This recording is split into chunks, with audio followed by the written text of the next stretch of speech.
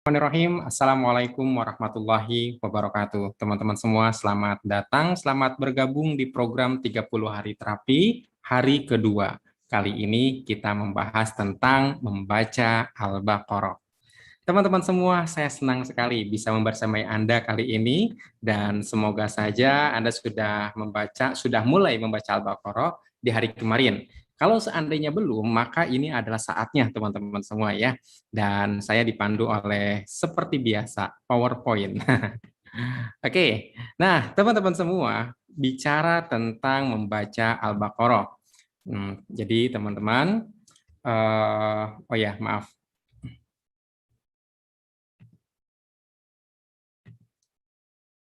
Sip. Oke. Jadi materi kali ini adalah membaca Al-Baqarah. Kalau misalkan Anda bagi yang beragama selain Muslim, Anda bisa memaknainya sebagai membaca kitab suci, kurang lebih seperti itu ya. Tapi kemudian dalam konteks ini karena banyak peserta yang beragama Islam, saya mesti menjelaskan secara rinci tentang membaca Al-Baqarah ini. Teman-teman semua, ada perbedaan besar sebenarnya ya antara terapi timur dengan terapi barat.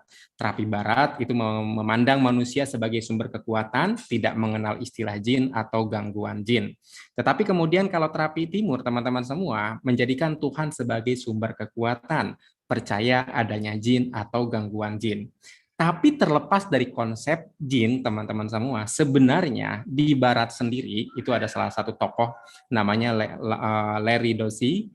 Dia adalah dokter dan penulis yang mengemukakan pentingnya penyembuhan, doa, kerohanian, dan faktor-faktor non-fisik lainnya. Nah, Anda kalau misalkan searching ya, saya juga searching di internet tentang Pak Lari ini, Pak Lari ya. Nah, di sini ya di internet ya, ini buku-bukunya ternyata banyak teman-teman semua. Ini ada Healing Word, kemudian Be Careful What You Pray For. Jadi ini ada beberapa yang sudah diterjemahkan ke dalam bahasa Indonesia, tapi sayangnya saya belum baca. Pada saat saya merekam ini saya belum baca ya, tapi insya Allah beberapa waktu ke depan saya membacanya. Kayak gitu ya. Jadi kurang lebih intinya bahwa pengobatan penyembuhan tidak melulu ke faktor fisik, tapi bisa juga dengan doa. Artinya ini udah bicara tentang spiritualitas. Nah, kembali kepada membaca Al-Baqarah sebagai salah satu tindakan kita untuk mewujudkan spiritualitas itu, maka teman-teman semua kita ada istilah gangguan jin, kayak gitu ya. Ada istilah gangguan jin. Jadi sebenarnya gini teman-teman semua ya. Memang di barat itu mereka tidak kenal istilahnya jin atau gangguan jin, tetapi dalam Islam itu ada. Sebenarnya sih bukan Islam aja ya. Beberapa kebudayaan juga mereka percaya adanya kekuatan roh-roh jahat semacam itu. Kayak gitu ya. Nah, tapi kalau misalkan di Islam dinamakan jin ya kata-katanya ya kalimatnya. Nah, pertanyaannya adalah kenapa sih ada orang yang kena pengaruh jin, kena pengaruh gangguan jin? Ini adalah tiga hal yang kemudian berdasarkan pengalaman kami dalam melakukan terapi. Jadi ini bukan berdasarkan teori-teori teman-teman semua, tapi pengalaman kami dalam melakukan terapi. Pertama, ada orang tua atau leluhur yang pernah berinteraksi dengan jin. Oke, yang pernah berinteraksi dengan jin atau membuat perjanjian biasanya untuk kekuatan atau kesaktian. Contoh jangan jauh-jauh almarhum kakek saya. Almarhum kakek saya itu punya kekuatan konon katanya bisa menghilang. Oke, jadi bisa tidak terlihat oleh musuh-musuh. Saat itu ada gerombolan DITII, kemudian ada penjajahan Belanda, itu tidak nampak teman-teman semua ketika bersembunyi di sesuatu dan melafalkan lafal-lafal tertentu gitu ya. Saya juga nggak tahu lafal-lafalnya apa, lafaz-lafaznya apa, tapi itu bisa tidak terlihat dan itu tidak aneh. Orang tua dulu tuh kayaknya sakti-sakti ya, bisa pergi sekelebat gitu ya, kayak gitu, atau konon katanya bisa berjalan tanpa menapak. Aduh apa lagi ya, intinya kayak gitu teman-teman semua. Jadi leluhurnya ada perjanjian. Nah biasanya ketika si leluhur itu punya anak, maka jin juga pada ngikutin teman-teman ya, jin juga pada ngikutin.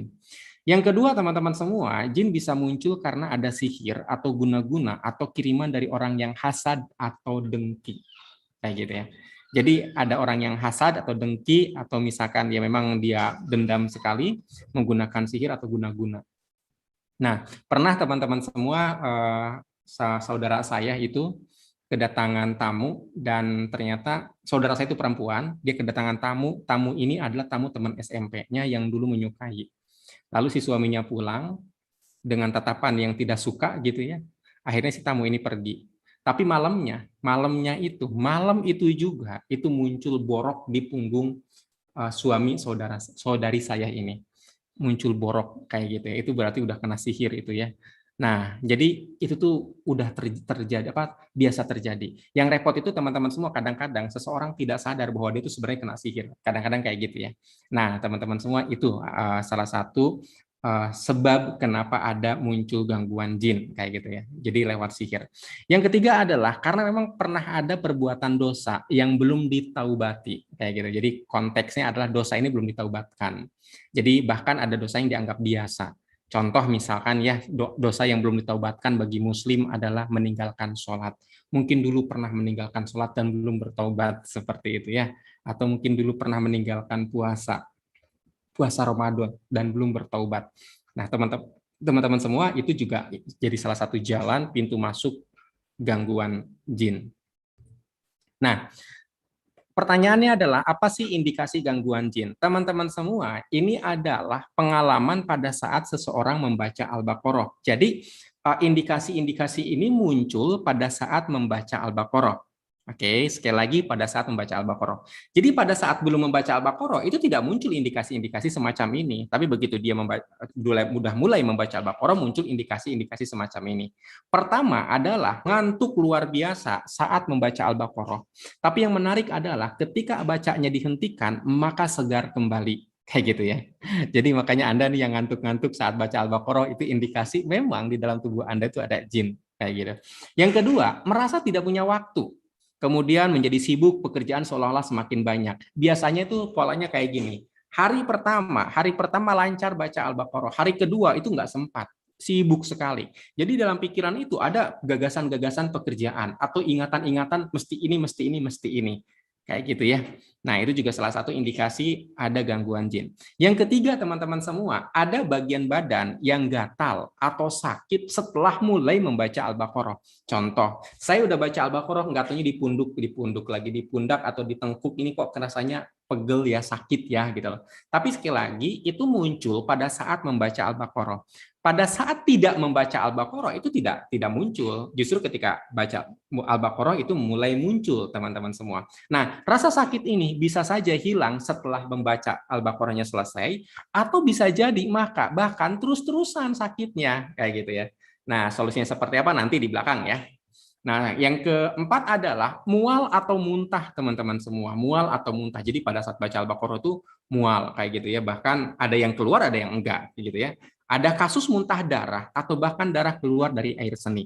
Oke. Yang kelima, anak bertambah rewel, seolah-olah terganggu dengan bacaan Al-Baqarah. Nah, yang menarik ini adalah anak-anak itu balita, bahkan anak yang baru berapa bulan gitu ya, ibunya baca Al-Baqarah nangis mulu kerjaannya.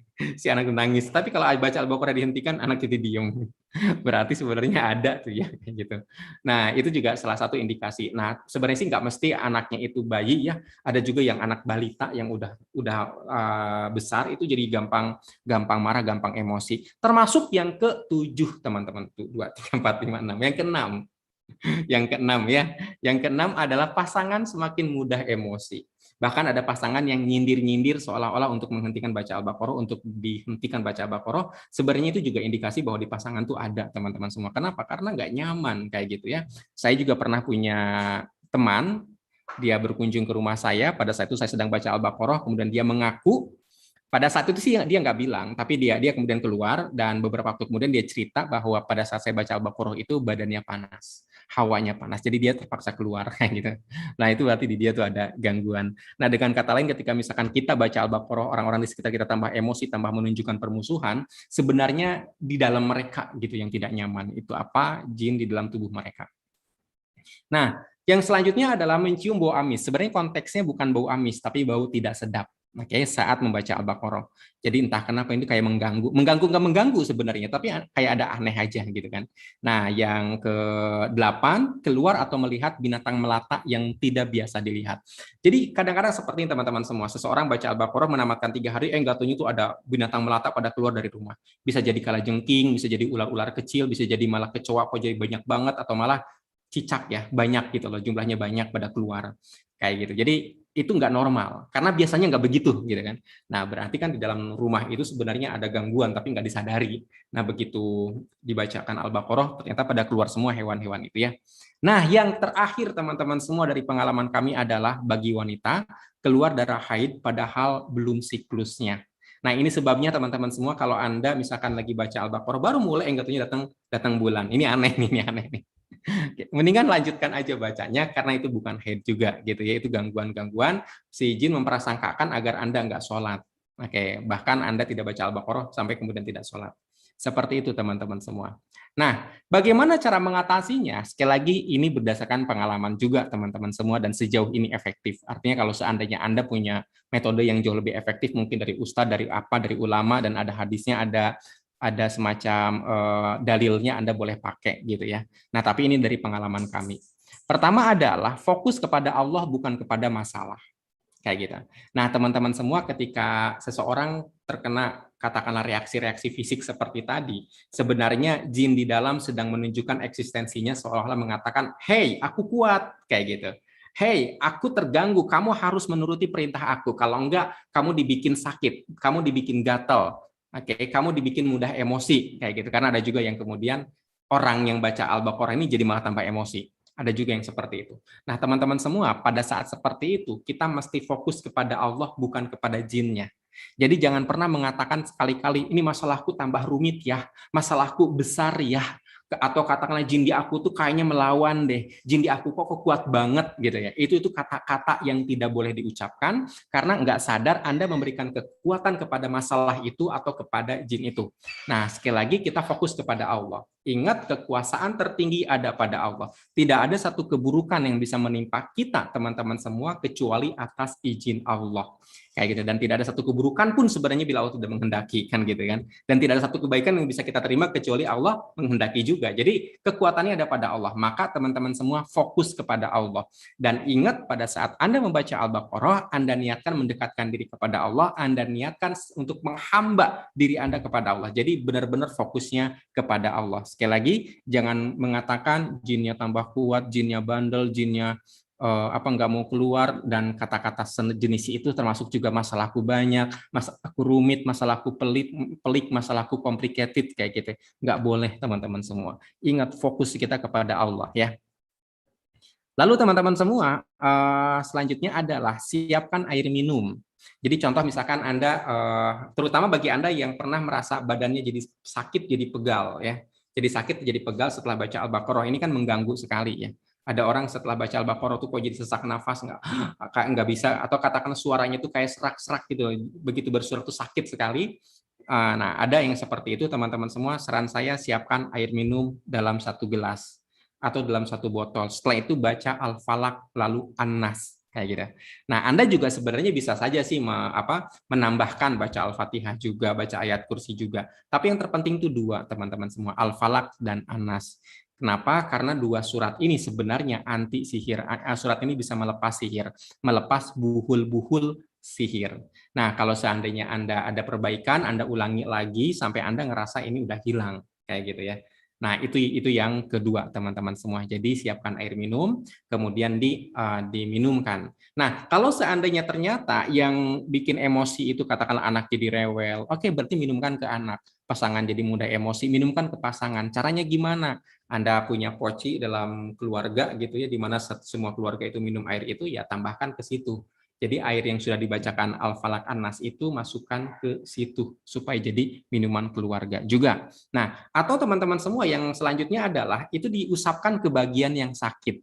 Jadi jadi sekali lagi ini pengalaman saya kepada klien-klien yang mereka mengeluh sakit setelah membaca Al-Baqarah, saya bilang sebagian airnya diusapkan ke bagian yang sakit.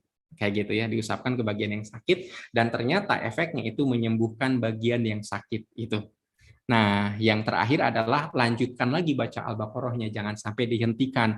Kenapa? Karena fokus kepada Allah, jangan ditanggapi kayak gitu ya. Jadi si makhluk-makhluk yang nyari perhatian itu jangan ditanggapi. Anda fokus aja kepada Al-Baqarahnya untuk mendekatkan diri kepada Allah. Oke. Nah, pertanyaan yang umum terjadi teman-teman semua adalah, Pak, saat haid, ini terutama bagi perempuan. Iyalah bagi perempuan. Pak, saat haid boleh baca Al-Baqarah, Al-Quran nggak? Sebenarnya boleh, teman-teman semua. Karena hadis yang melarang orang haid baca Al-Baqarah itu hadisnya, yang melarang hadis orang haid baca Al-Quran itu hadisnya lemah, kayak gitu ya, hadisnya lemah. Nah, kalau Anda pengen belajar ilmu hadis itu bisa belajar ke namanya Pak Ali, ya Ustadz Ali ya, itu guru saya. Anda bisa japri ke saya, Pak, saya pengen belajar hadis, nanti saya kasih link grupnya ya. Oke, itu intermezzo aja. Nah, jadi intinya boleh teman-teman semua. Tapi kalau misalkan Anda ngerasa ragu, ya saya juga nggak ingin berdebat ya, Pak itu boleh nggak gitu ya. Daripada seperti itu, mendingan ambil jalan aman. Bisa teman-teman semua pakai smartphone, pakai handphone maksudnya, atau mushaf yang ada terjemahnya. Nah, mushaf yang ada terjemahnya itu berbeda dengan mushaf full. Jadi mushaf full itu ya mushaf yang suci, tapi kalau sudah terjemahkan itu tidak diterjemahkan sebagai Al-Quran. Itu ya terjemahan Al-Quran, kayak gitu ya. Kalau mushaf, ingat teman-teman semua, baca Al-Baqarah itu berisi doa-doa. Logikanya apakah enggak boleh orang haid itu berdoa? Kan boleh, kayak gitu ya. Jadi jangan sampai kita menghentikan doa, teman-teman semua. Menghentikan untuk dekat kepada Allah. Jadi sekali lagi tidak ada larangan sebenarnya bagi yang haid untuk membaca Al-Quran, kayak gitu. Nah, tapi sekali lagi kalau emang ragu, ya udah pakai smartphone boleh. Baik teman-teman semua, itu saja sebenarnya. Mungkin pertanyaan terakhir, Pak, sampai kapan saya mesti baca Al-Baqarah? Teman-teman semua, goals-nya adalah hati merasa lega, hati merasa tenang, hati merasa nyaman. Sebab apa? Ada janji dari Allah juga, orang-orang yang beriman dan hati mereka menjadi tentram dengan mengingat Allah. Ingatlah, hanya dengan mengingat Allah, hati menjadi tentram. Nah, teman-teman semua, berdasarkan pengalaman, minimal Anda menamatkannya itu 3 kali. 3 hari tamat, 3 hari tamat, 3 hari tamat. Itu berdasarkan pengalaman. Walaupun ada juga yang sebenarnya udah 3 hari itu udah nyaman gitu ya. Ada yang udah baru 6 hari udah nyaman. Ada juga yang udah 9 hari sebenarnya nggak nyaman-nyaman. Itu berarti ulangi-ulangi kayak gitu ya. Tapi rata-rata keumuman tuh 9 hari. Nah, wallahu alam bishawab.